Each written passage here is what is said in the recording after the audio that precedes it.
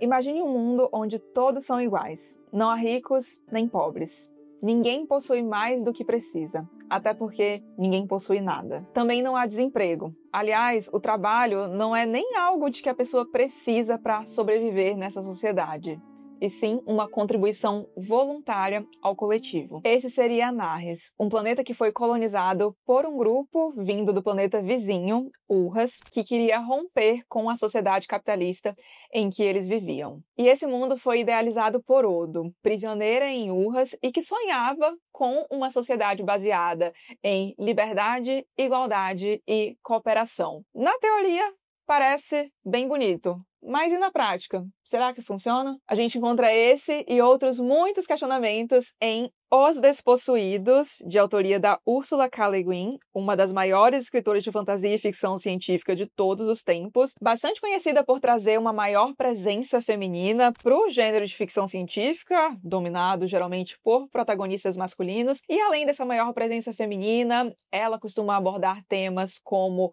ética, linguística, discussões filosóficas e tem tudo isso aqui neste livro que foi publicado em 1975. Aqui o nosso protagonista é um físico chamado Shevek. Ele nasceu em Anarres, mas no começo do livro a gente fica sabendo que ele está desenvolvendo uma teoria temporal e que ele está saindo de Anarres em direção a Urras. Sim, aquele planeta vizinho que eu mencionei agora há pouco, do qual saíram os colonizadores de Anarres. E ele está indo a Urras com a missão de derrubar muros, porque em Anarres o controle de quem entrava e quem saía era bastante restrito, havia um muro, inclusive, separando a parte do planeta que era habitada pelos cidadãos de Anarres e a parte por onde chegavam e saíam naves. A comunicação com outros planetas também era bem controlada e Shevek não pensava que isso seria o ideal, ele queria inclusive compartilhar a teoria temporal dele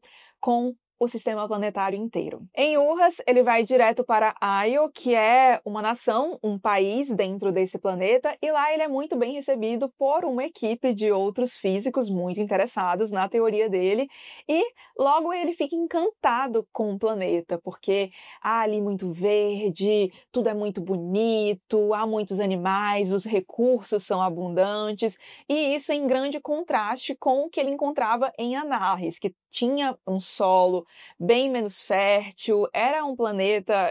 A imagem que veio à minha cabeça quando eu li a descrição de Anarres foi basicamente Tatooine de Star Wars, então uma coisa bem desértica mesmo, um pouco hostil. Mas em contraste com essa exuberância da natureza, ele logo vê algumas coisas estranhas naquela sociedade, como por exemplo, alguns homens ocupando certos espaços de forma muito natural, enquanto outros parecem basicamente pedir desculpas por estarem ocupando aquele mesmo ambiente. Percebe também a ausência da presença de mulheres em espaço de maior poder, coisas que não aconteciam no seu país de origem, Anarres. E conversando com os locais, buscando mais informações sobre aquele planeta tão diferente do seu, Shevek acaba descobrindo que não é só Aio que é uma nação muito poderosa dentro daquele planeta, mas que há também uma nação chamada Tu, por sua vez socialista, em contraste com a sociedade capitalista de Aio, que também é muito poderosa e que está em um grande conflito com Aio. E vocês lembram de que agora há pouco eu falei que este livro foi publicado em 1975, não é? E o que estava rolando em 1975? Isso mesmo, a Guerra Fria. Protagonizada pela União Soviética e pelos Estados Unidos, aqui claramente representados respectivamente por Tu e por Aio. E aí o que eu pensei que nós teríamos neste livro? Ah, beleza, então este aqui é o livro de uma autora que estava refletindo sobre o que estava acontecendo à volta dela e que aqui mostraria o que seria então uma sociedade ideal, tendo em vista esse conflito entre modelos muito diferentes.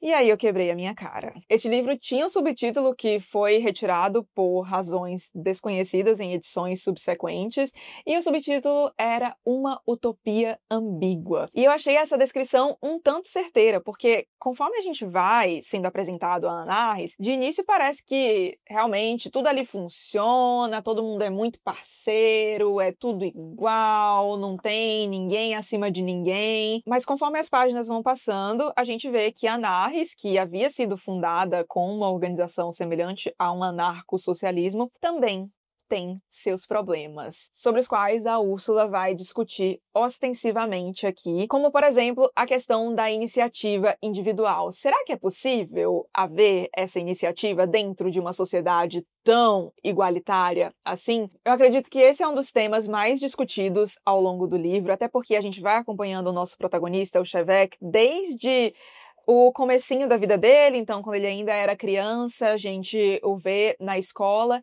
e dá pra ver que o Chevek era alguém que tinha certas aptidões que outras crianças não tinham. E ele começa a se destacar um pouco, mas logo esse destaque, essa curiosidade que ele tem acima das outras crianças é podada desde cedo, porque tem até um verbo para isso na sociedade, que é o egoizar. Quando o Chevek começa a falar, começa a mostrar que ele é um pouco mais sabidinho que os outros, o professor fala, não, você não pode fazer isso, você está egoizando. E dá pra ver como isso cerceia a liberdade individual desse protagonista em prol da coletividade, e isso o afeta bastante de uma forma não muito positiva. A gente também consegue ver algo bem parecido, mas em uma escala, infelizmente, mais grave, com um artista que, aliás, esta é uma das cenas que eu acho mais legais dentro do livro, que é basicamente a Úrsula pegando 3 situações diferentes, então a do Chevek, a de uma mulher, eu não vou revelar tanto aqui, tá? Para que vocês tenham bastante coisa para descobrir aqui ainda no ato da leitura, e ela vai comparando como aquele regime afeta cada um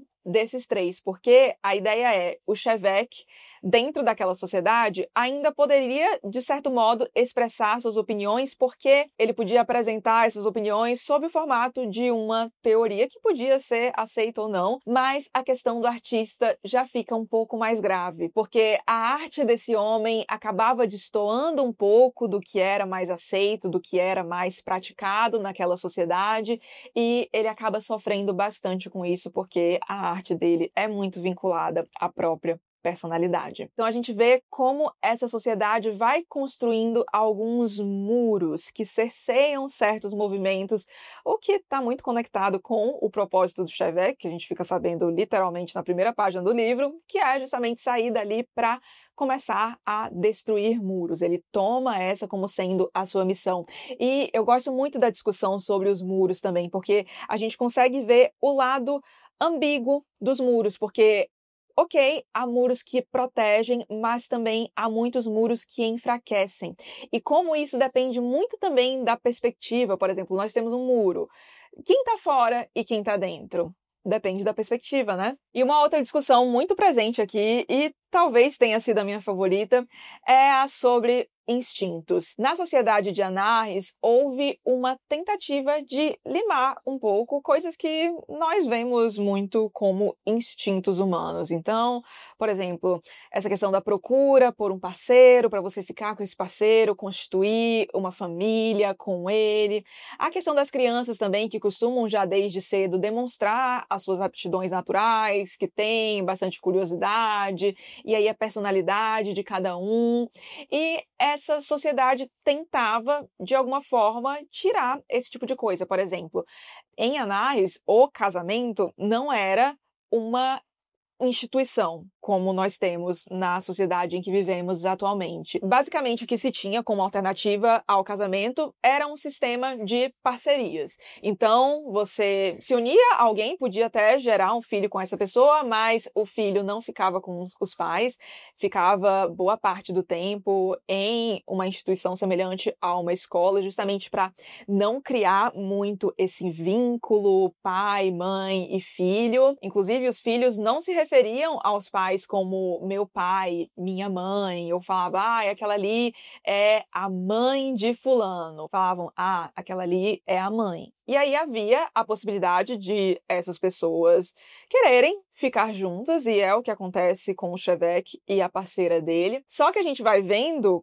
a dinâmica desse relacionamento e a gente vê que, ok, essa parceria é permitida, mas não tanto assim, porque eles podem ser mandados para postos de trabalho muito diferentes, a sociedade não está muito conformada para isso, e dá para ver que há pessoas que desejariam, por exemplo, ficar com seus filhos, tem um pouco desse instinto, sabe, que acaba sendo bastante limado pelo modo como a sociedade foi construída para funcionar, e isso tem um motivo. A Úrsula também é bem famosa por discutir questões de gênero em suas obras, e aqui a gente tem isso aparecendo, principalmente no contraste entre Aio e Anahis, porque em Anahis as mulheres ocupam todos os lugares, funções parecidas, aliás, iguais, têm oportunidades iguais às dos homens, apesar de que tem uma diferencinha ali dentro da sociedade, a gente tem algumas discussões nesse sentido, mas no geral é uma sociedade mais igualitária, se tratando de gênero,